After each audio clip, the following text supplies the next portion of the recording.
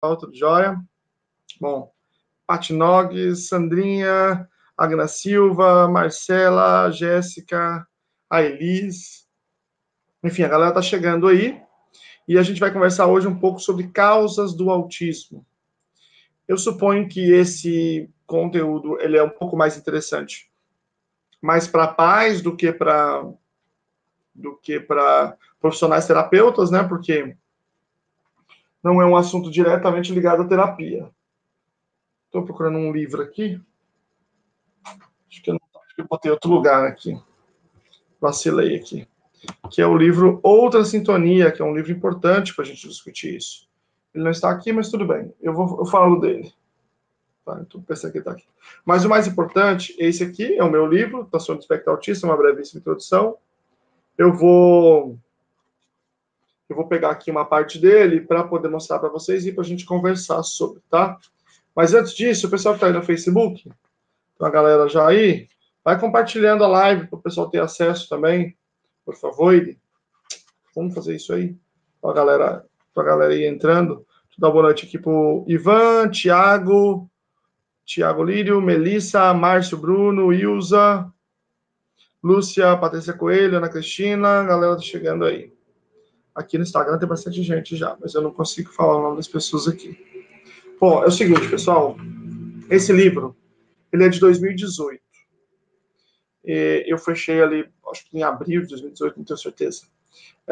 Então, ele é um livro... Na verdade, eu já tinha mandado fazer, já tinha mandado o texto, e aí saíram algumas pesquisas novas, especificamente essas que eu vou mostrar hoje para vocês, e aí eu quis refazer, tive que repagar de novo a edição do livro, porque era muito importante na minha visão. Então, tem aqui pesquisas de 2018 ainda sobre causas do autismo, né? E aí, enfim, eu achava que esse era um conteúdo imprescindível, certo? Bom, existem vários tipos de pesquisa. Existem pesquisas experimentais, existem pesquisas de revisão da literatura, e algumas pesquisas de revisão de literatura, ou seja, que o indivíduo não vai diretamente produzir nenhum dado, ele vai ver o que foi publicado em outros estudos. Tem alguns desses estudos que são muito fortes, a gente chama de revisão sistemática, né? Porque eles fazem uma análise do conteúdo dos estudos. Se os estudos são bem feitos, se são mal feitos, só pegam os bem feitos. E aí eles fazem uma análise daquele conjunto, né? Então a gente tem um balanço. Na verdade, um livro é um balanço de pesquisa. Por quê? Porque quando eu descobri que meu filho tinha autismo, eu fiquei como qualquer pessoa fica. Um tempão aí na internet, doidão, louco, atrás de saber alguma coisa sobre esse tema. Eu fiquei um mês aí, pelo menos, escravo do Google. E muitas das coisas que eu vi estavam erradas. Mas muito erradas, né? E aí a gente precisava apresentar alguma coisa que fosse, digamos assim, a palavra da ciência. Então eu fiz esse livro, a ideia depois é trazer novas edições, sempre com essas inovações, e aí a gente vai acompanhando aí. Eu tenho levado para o Brasil, e tem sido bem legal. Deixa eu dar boa noite aqui para o pessoal que chegou agora. Lília, Marlene, Ana, Patrícia, Rosimeire, Suzy, Mônica, Paula, Simone, Mariane, Márcia, Regina, Bárbara, Kátia Martini, tudo bem, Kátia? Eu estive lá em Maringá com a Kátia, conheci o SEMAD, a clínica dela, uma clínica maravilhosa, e um carinho muito grande com os pais. Parabéns, Kátia. Aqui no Instagram tem muita gente também. Jana, Lilian, Mariana, Dani, mas eu não consigo falar. Então, deixa eu mostrar para vocês aqui, ó. Esse aqui eu quero mostrar mais para vocês, ó. O que é isso aqui? É uma tabela que diz assim: quais são os fatores de risco de associação, não é causa. Já vou explicar. E aí eu vou dar um exemplo aqui para vocês. Fatores de risco pré-natal, antes de nascer. Idade dos pais, a combinação da idade dos dois. Estudos que apontam associação. 7. Tem 7 estudos que apontam associação entre a combinação da idade dos pais e o autismo. Estudos que negam essa associação dos fatores combinados. Um estudo. Então, aqui tem um monte de coisa. Tem várias coisas aqui, ó. Dá para vocês verem? São 4 páginas só de vários elementos aqui. Estudos que negam e estudos que afirmam a relação. Mas antes de eu começar a apresentar isso aqui para vocês, eu quero dizer o seguinte. Uma coisa é associação. Outra coisa é causação. Certo? Vamos imaginar o seguinte, ó, vamos imaginar, é só uma suposição, que um erro genético, haja um erro genético, uma alteração genética que causa autismo. Mas ela não causa só autismo, ela causa várias coisas. Ela causa, por exemplo, o aumento na gestação da vitamina Q. Estou inventando aqui, nem sei, nem deve ter essa vitamina. Espero que não tenha, para não gerar confusão. Vitamina Q, tá bom? E aí, esse erro genético produz o aumento dessa vitamina Q e produz o autismo. Só que eu não conheço esse erro genético. E eu vou lá e eu verifico que mulheres que tenham no útero um aumento de vitamina Q têm também filhos com autismo. Aí eu digo assim, entendi. Então, vitamina Q, o aumento de vitamina Q causa autismo. Não, não é verdade. Certo? Existe um terceiro fator, que é uma alteração genética, que causa ambas as coisas. Então, a associação não é causação. Por exemplo, a gente sabe que parto extremamente prematuro, depois eu vou mostrar aqui, é um fator de risco para autismo, está associado.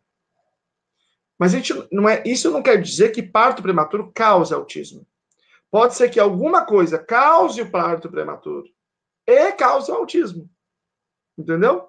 Alguma coisa faz a criança nascer antes, traz um conjunto de alterações que faz a criança nascer antes do que o adequado e também causa autismo. Então a gente não tem como saber, certo? Então vamos falar aqui dos primeiros itens. Eu falei de um, mas eu vou falar dos outros dois aqui que estão na sequência. Antes, sempre as pessoas perguntam como é que faz para adquirir o livro, tá? Então eu vou colocar aqui para vocês. Tem um PDF que circula aí também, mas eu vou colocar para vocês aqui o link, quem quiser adquirir o livro físico mesmo, tá bom? Coloquei aí nos comentários do Facebook. Bom, vamos lá. Tem um aqui que é a idade dos pais combinado, mas tem dois outros itens, que é a idade da mãe. Tem 7 estudos confirmando a relação e 2 negando. E a idade do pai, 9 estudos confirmando e 1 negando. E no caso dos estudos que falam sobre o impacto da idade do pai, existe um impacto maior. Portanto, o homem, em princípio, né, esses estudos ainda estão em processo, mas os dados são bastante sólidos nesse sentido, é que a idade do homem, ela tem um impacto maior ainda do que a idade da mulher. E tem, embora de ambos haja impacto, tá?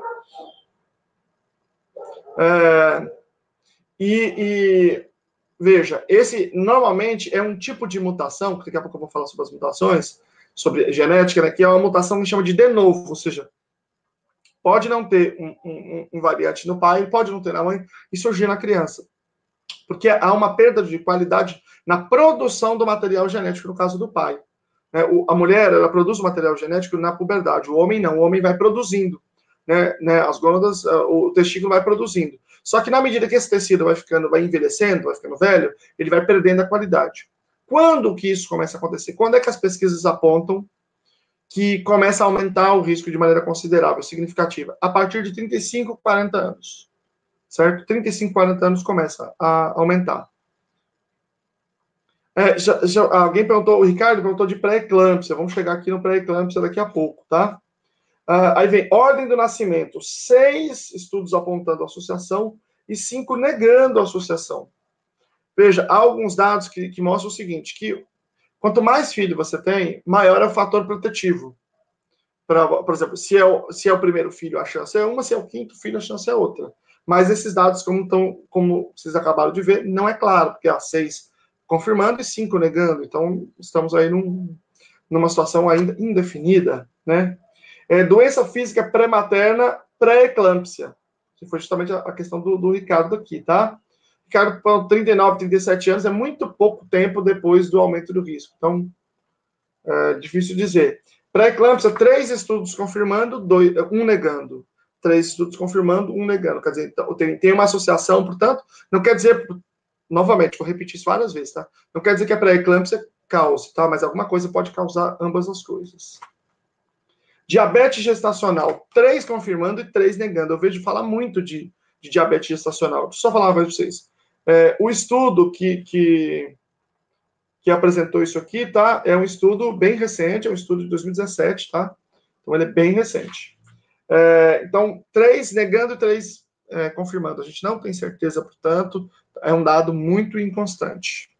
Hipertensão, edema, 2 confirmando e 1 negando. 2 confirmam e 1 negam. A hipertensão e o edema. Então, a gente também não tem clareza, mas é um dado que temos aí, tá? Outras condições da mãe, incluindo psoríase, asma, febre alta, dermatite atópica, artrite reumatoide, doença celíaca e mastocitose. Tem 2 estudos que apontam essas condições como possíveis. Só que esses estudos incluíram todas essas coisas, então ficou um pouco difícil de você clarear. A Jaque Petrina está falando do ácido fólico. O ácido fólico, o professor Paulo Liberalesso, um grande pesquisador em autismo, fez um vídeo recente, eu publiquei aqui na minha página, vocês podem ver aqui no Facebook. O ácido fólico, tinha saído uma pesquisa da associação, e aí as pessoas ficaram muito preocupadas, mas saíram muitas outras pesquisas demonstrando que o ácido fólico não causa autismo, tá bom? Pelo menos do que a gente sabe até hoje. Sangramento durante a gravidez. Esse aqui é um caso clássico. São 5 estudos apontando o risco.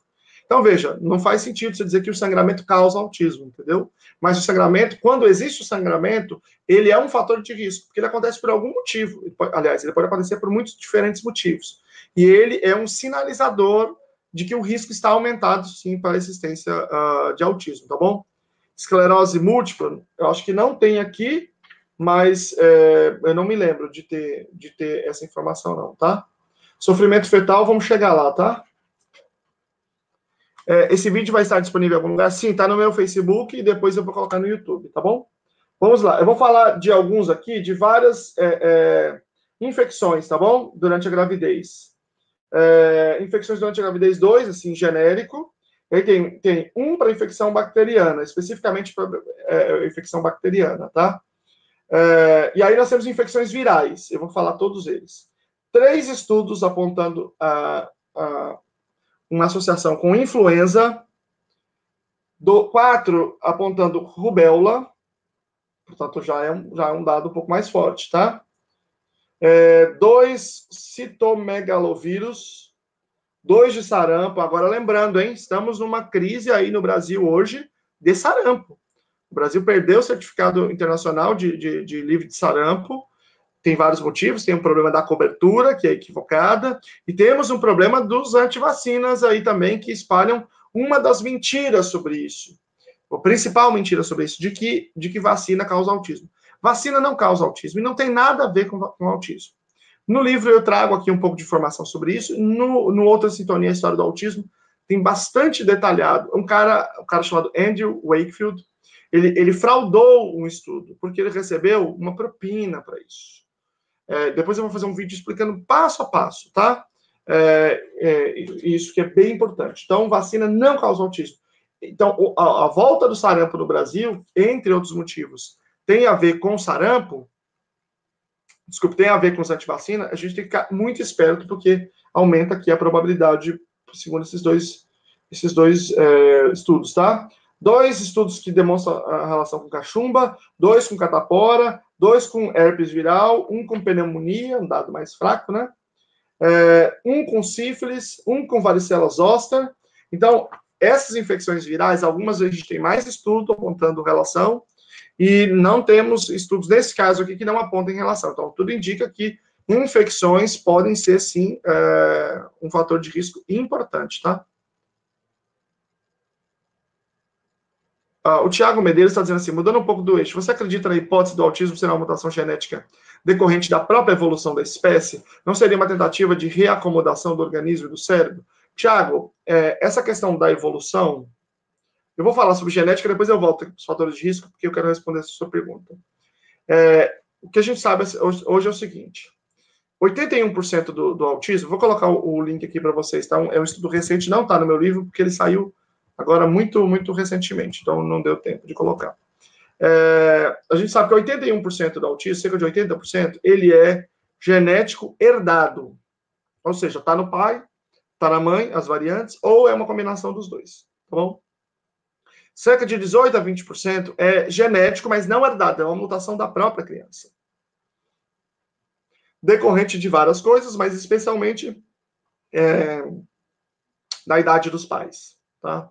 Inclusive, esse é um dos motivos pelos quais provavelmente o autismo tem aumentado um pouco, porque a pressão hoje é para a gente estudar primeiro, ter sucesso na carreira primeiro, para depois ter filho. Então, a gente tem tido filho cada vez mais velho.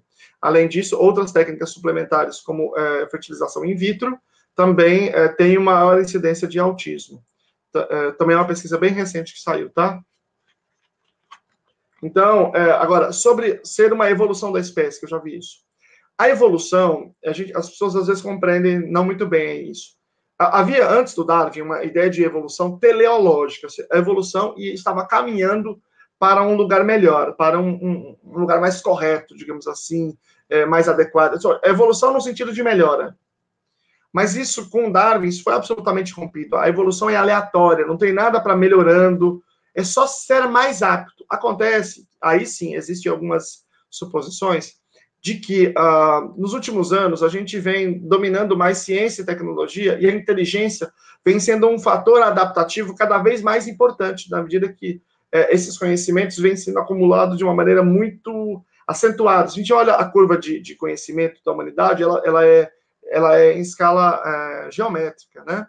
Exponencial, aliás, desculpa, exponencial, então ela é muito rápida. Então a gente tem cada vez necessitando mais de inteligência.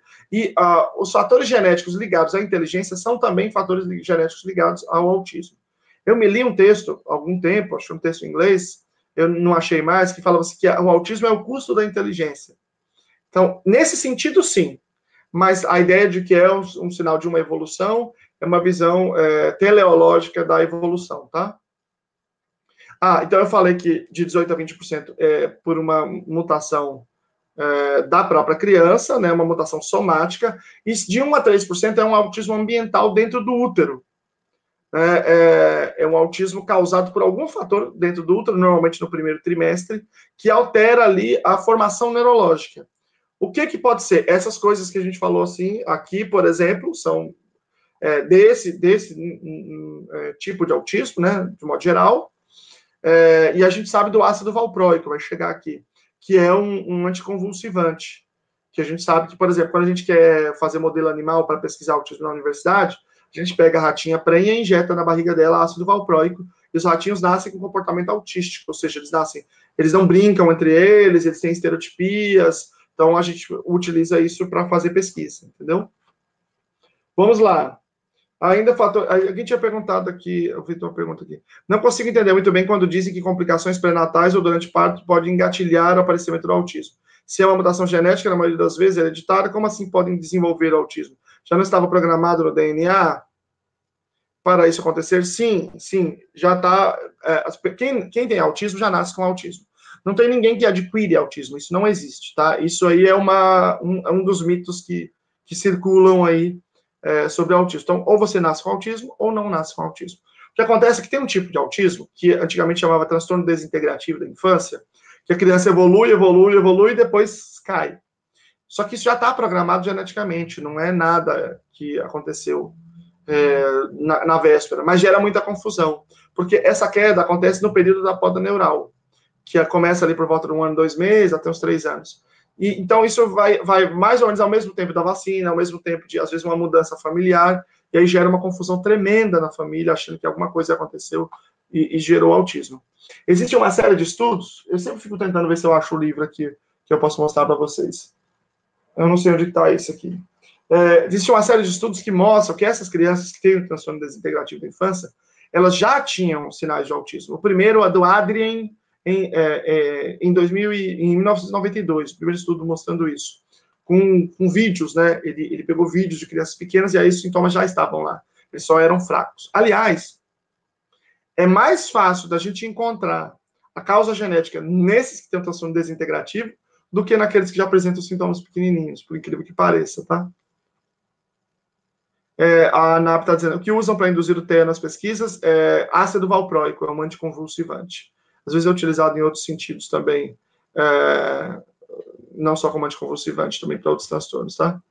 Vamos lá, interferências na gravidez, como estresse, angústia, tristeza, ou até mesmo uma forte emoção, trauma, pode ser um fator de risco. Meg, isso tem sido muito estudado, e a gente não está claro, mas pode ser sim. Isso foi muito estudado depois que teve uma crise de refugiados na Europa, aquele pessoal que vinha em balsa, sabe? Imagina o nível de estresse ali. Então, aquelas pessoas, quando elas aportavam e conseguiam de alguma forma emigrar, elas tinham um nível, um percentual de filhos com autismo muito, muito acentuado. E aí começou a se estudar muito, virou uma linha de investigação muito forte, essa do estresse. Então, é possível, é até provável, mas a gente não tem dados ainda muito sólidos sobre isso, tá? Mas isso tem sido uma coisa bem, bem importante para nós aqui. Eu vou ler aqui o restante e aí depois eu falo o restante, tá? Vamos lá. Doenças mentais maternas. Quando a mãe tem doenças mentais, isso também aumenta a probabilidade, porque há superposição genética entre autismo e vários transtornos, tá? Então, esquizofrenia, 5 estudos ligando, é muito forte. Há superposição genética entre esquizofrenia, sim, e autismo. A Cristiana perguntou sobre agrotóxicos, tá bom? Não procede.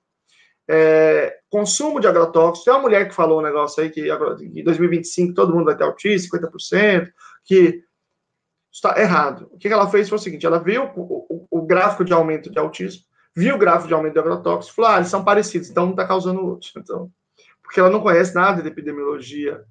Na verdade, o autismo não tem crescido desse tanto. Por exemplo, em 2013, o que era Asperger passou a ser autismo, aí já tem um boom. Você tem também o aumento do diagnóstico, o aumento da conscientização dos clínicos, tem uma série de processos, né? Então, tudo indica que o autismo pode ter aumentado, mas aumentou pouco, não aumentou desse tanto. E mesmo lugares que não usam agrotóxico, aumentou do mesmo tanto. Não tem nenhuma relação. Isso que ela fez chama correlação espúria. Se você procurar na internet, por exemplo, você vai encontrar um site, Spurious Correlations, que é bem legal, que mostra, assim, por exemplo, o número de mortos em afogamento nos Estados Unidos. Se você olhar o gráfico, é igualzinho o número de filmes estrelados pelo Nicolas Cage. Quer dizer, tem nada a ver uma coisa com a outra, mas eles se parecem. Então, isso aí é uma bobagem. O que nós temos são alguns dados de lugares onde há irrigação de agrotóxicos, né? Onde há, portanto, eventualmente uma relação, a gente não sabe se causa, um envenenamento da mãe enquanto grávida. Mas em casos de consumo não tem nenhum dado, tá? É zero mesmo. Um médico do YouTube, essa galera aí que eles querem falar que é do intestino, e aí eles querem vender já um suplemento para você. Enfim. Então, o autismo não é causado pelo intestino, tá bom? Não é causado pelo intestino. Caso de esquizofrenia na família, sim, é um fator de risco, Márcio, é exatamente isso. Vamos lá. Depressão, tem 6 estudos que apontam depressão como fator. Agora, existe uma confusão aí se é a depressão ou se são os antidepressivos. Tem algum outro lugar aqui eu apresento esses dados. A gente não tem clareza, tá? É muito difícil separar um do outro. Vamos lá. Estresse e ansiedade, olha aqui, ó, falei que era uma linha importante. 10 estudos que apontam essa interferência e 2 que negam. Então, o dado é relativamente sólido, né? De que, sim, o estresse pode ser um fator de risco. Não é causa, é risco, tá? Meu filho é autista moderado, já fiz exame genético e não deu em nada. Meu próximo filho pode ter autismo? Luciana, pode sim, existe um risco, o risco não é pequeno, mas, porque na verdade, muitas vezes a gente não acha problema genético, mas não quer dizer que ele não exista. E outra coisa, tem um problema, que existem vários exames genéticos diferentes, né? Existem os exames cromossômicos e os dos genes, que é o exoma e o genoma, então precisa ver também qual é o que você fez. O do cromossomo quase nunca dá nada, tá? Sushi tem relação com autismo? Que eu saiba, não. Acho que não. Espero que não, né? Pô, mas eu não como também, então... o artigo eu coloquei aqui no Facebook, tá? Vamos lá. Eu vou colocar desordem de personalidade, um estudo que apresenta. Existência de um irmão com autismo dos pais, 2 estudos, mas isso aí tem, na verdade, está muito claro isso. Quando um menino tem autismo, a chance do segundo ter é de até 20%, mais ou menos. Se for menina, é menor. Utilização de medicação antiepilética, 7 estudos apontando relação e só um negando. Drogas antipsicóticas, 2 estudos apontando relação e nenhum negando. Antidepressivos, eu tinha falado, né? Há 2 estudos apontando relação. Agonista adrenérgico beta-2, 2 estudos apontando. Paracetamol, 2 estudos. Antipirético, 2 estudos. Talidomida, 5 estudos, que já está mais forte, né? Misoprostol, 2, exposição a metais pesados na mãe, tá? Não tem nada a ver com criança. 4, pesticidas, 3, poluentes no ar, 4, mas são estudos de associação, os dados são muito fracos, tá? Então, antidepressivo, acabei de falar, Mônica. Bifenilpoliclorado 2, etéreis de difenila polibromados 2, hidrocarbonetos aromáticos policíclicos 3. Agora vamos falar, condições de família, condição da família. Há 4 estudos que apresentam uma relação em relação a uma condição social. Eu acho esses dados muito complicados. E talvez eles tenham a ver com a ausência de intervenção precoce para aqueles que são mais pobres. Porque aqueles que têm mais condições ou estão num lugar mais privilegiado e que conseguem fazer uma intervenção precoce, uma grande parte deles acaba não tendo um quadro que se encaixe mais nos critérios diagnósticos. Nível educacional, 5 estudos que apontam relação, mas não sei aqui qual é a relação. Esse processo de mães nascidas no exterior, e estão falando aí, portanto, desse processo de migração, provavelmente de estresse. Álcool e fumo dos pais, 4 estudos apontando e 3 negando. Olha que interessante. Então, isso aqui, para deficiência intelectual, está muito claro, para autismo, não. Deficiência da mãe em vitaminas, 7 estudos apontando relação. Deficiência da mãe em ferro, folato e metionina, 5 estudos apontando. E ameaça de aborto, 3 estudos apontando. Relação de risco. Nada disso que eu estou falando aqui é causação. Causação é genética, herdada, genética não herdada, e o que a gente sabe até agora com mais clareza, ácido valproico, tá? Bipolaridade dos pais pode influenciar no TEA? Não tem esse dado aqui, viu? Nessa revisão sistemática. Tive sangramento na gravidez por falta de hormônio de gestação, tive que tomar hormônio sintético. Então, o sangramento é um indicativo de risco. Falta de oxigênio no parto. Vamos ver os fatores de risco perinatal, tá? Nascimento prematuro, 6 estudos. Nascimento após a hora, 1 apontando e 1 negando.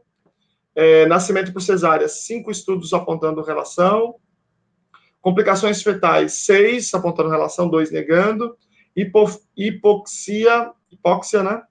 5 apontando, 4 negando, então um dado bem inseguro. Anomalias congênitas, 4. Dificuldade respiratória fetal, 5 estudos apontando. Úlcera e sangramento natal, 2 estudos. Complicação com cordão umbilical, 11 estudos apontando. Complicações maternas, né? Hemorragia materna pós-parto, 3. Você veja, como isso não pode ser, não tem nada a ver com causação, né? Porque a hemorragia da mãe não pode causar no filho, né? Trombose venosa, gravidez assistida in vitro, tem um estudo, portanto, já tinha falado. Tem até em relação a baixo peso e tamanho, 13 estudos apontando, 7 negando. Bom, basicamente é isso, pessoal. Tem aqui alguns fatores perinatais, mas eu quero, esse aqui são, portanto, é uma tabela bem apurada. Então, tem muitos estudos aqui que não têm qualidade, que são poucos casos. E essa aqui já é de outro estudo, que já é bem melhor, já bem mais forte, tá? Então, vamos lá. Fatores pré-natais. Idade da mãe, acima de 35. Idade do pai, acima de 35. Hipertensão gestacional. Diabetes gestacional. Ameaça de aborto. Hemorragia na gravidez. Exposição ao cigarro. Infecção urinária. Esses aqui são fatores com um pouco mais de dados, tá? Perinatais. Cesárea, parto prematuro, abaixo de 36 semanas. Paridade igual ou superior a 4, a quantidade de filhos, né? Apresentação pélvica, pré-eclâmpsia, sofrimento fetal, cordão umbilical em torno do pescoço, ruptura prematura da membrana. E fatores pós-natais, baixo peso ao nascimento, hemorragia pós-parto, gênero masculino, né? Aumenta a probabilidade. Tem se falado muito sobre a subnotificação de meninas. É verdade, há uma subnotificação de meninas. Mas não quer dizer que é a mesma quantidade. Esses dados já teve uma revisão sistemática recente, já cuidando bem desses dados. Apareceu aí entre 3 e 4, e não mais 4, tá? 5 minutos do apigar menor que 7, né? Anomalia cerebral, infecção respiratória e baixo peso ao nascimento. São fatores pós-natais. Esses são os fatores de risco, não é causação, tá? Hipoglicemia não aparece, tá bom? O mundo tosco. Mundo tosco, não aparece hipoglicemia. Vamos ver se tem perguntas aqui.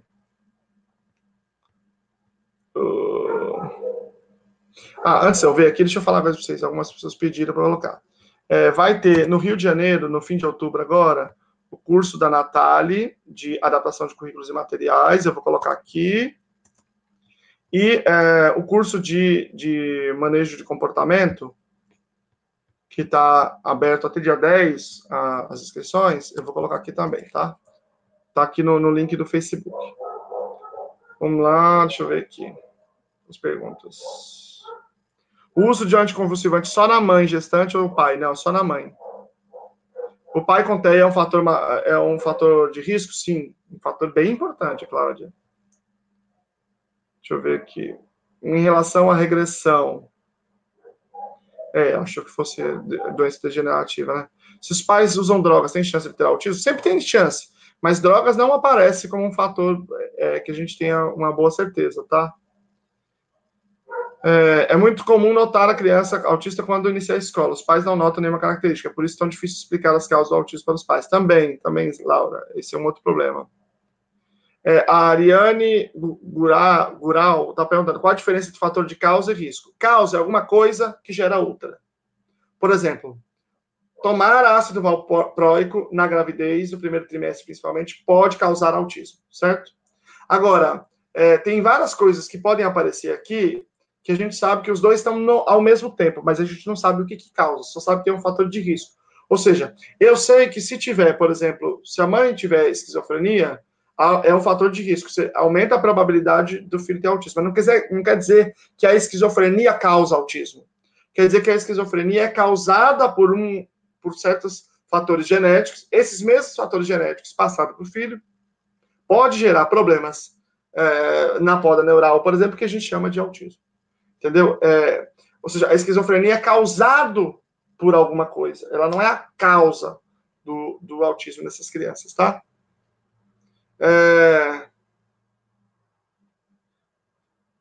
Sobre questões intestinais em autistas, é verdade? Não, não é verdade. O que acontece é que pessoas com autismo podem também, como qualquer pessoa, ter problemas intestinais. E aí, claro, se eles tiverem problema intestinal, eles têm que tratar o problema intestinal. Porque senão, imagina a pessoa com cólica o dia inteiro, ela vai ficar muito brava, ela não vai aprender nada mesmo. Daí, se você fizer o tratamento intestinal, ela vai melhora global. E aí, há uma impressão de que ela melhorou do autismo, mas isso não é verdade. Isso é por tabela, tá? Mas muita gente fala isso porque existe um mercado aí de suplementos, sei lá, de tratamentos alternativos, coisas que a gente já fez uma série de pesquisas e não funcionaram, né? Mas existe um mercado em torno disso. Então, quando você faz uma dieta restritiva, por exemplo, para uma pessoa com autismo que não tem problema gastrointestinal, você diminui as oportunidades sociais dela, você gasta um dinheiro gigante, você poderia estar gastando em outra coisa, você aumenta a probabilidade de seletividade alimentar, que é um problema gravíssimo em autismo, e você aumenta a probabilidade de diabetes tipo 2, que é uma doença terrível. Entendeu? Toda criança que repete fala é autista? Não, a ecolalia pode aparecer em outras pessoas também, tá? Há um problema de se avaliar se os pais são ou não autistas? Você não fez uma pergunta, você fez uma afirmação. Mas não sei, eu acho que é bom avaliar. Muitos pais vão levar os filhos para o diagnóstico e descobrem que também tem autismo.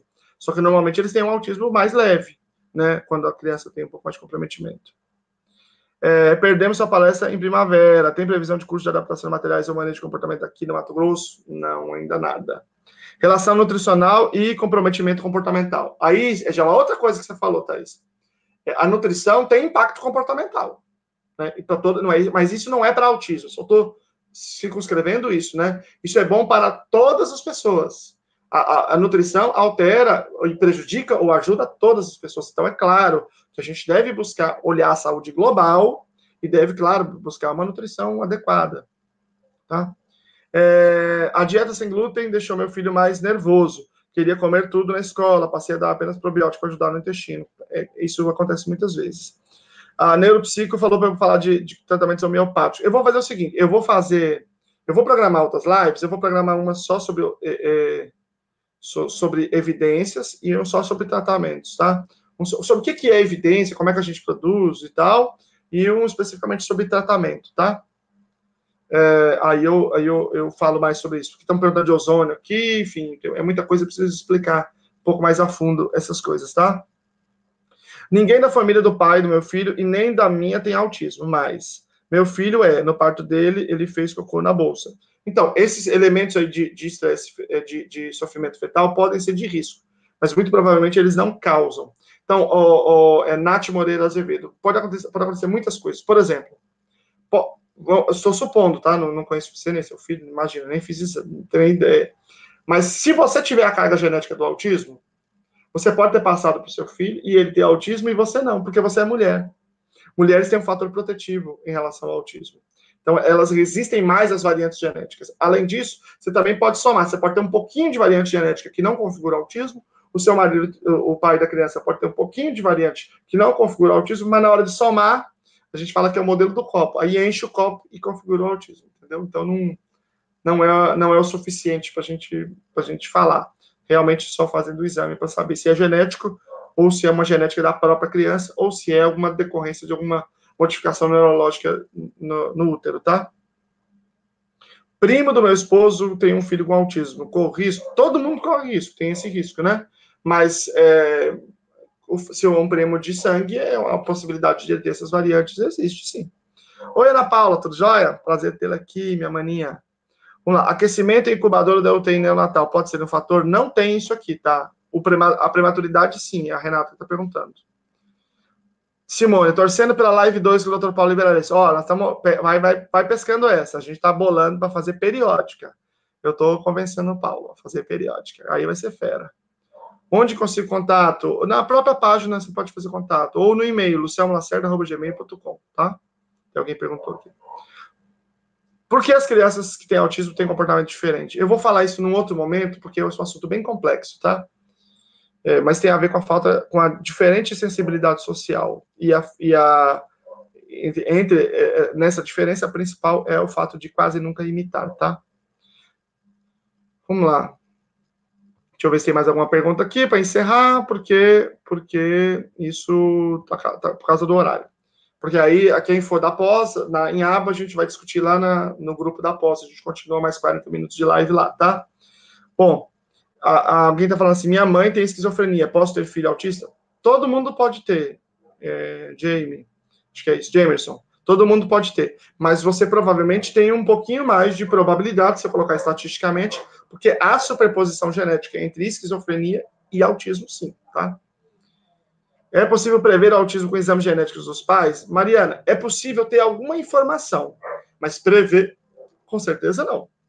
É possível você saber, por exemplo, se tem ali algumas variantes genéticas importantes, tá? Vamos lá.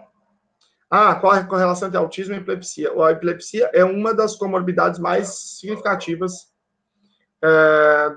do autismo, tá? Ou seja, pessoas com autismo normalmente têm também epilepsia. Normalmente não, uma parte que vai até 30%, ok? A Jaira perguntou, Luciano, é verdade que crianças com autismo têm ausência de neurônio espelho? Na verdade, Jaira, essa questão do neurônio espelho vem sendo recolocada na neurociência nos últimos anos. Então, a gente não tem falado muito mais em neurônio espelho, como um neurônio específico, mas na função espelho dos neurônios, que é mais complexo do que isso. Então, eles têm um prejuízo na função espelho, não exatamente que eles não têm um grupo de neurônio, tá bom?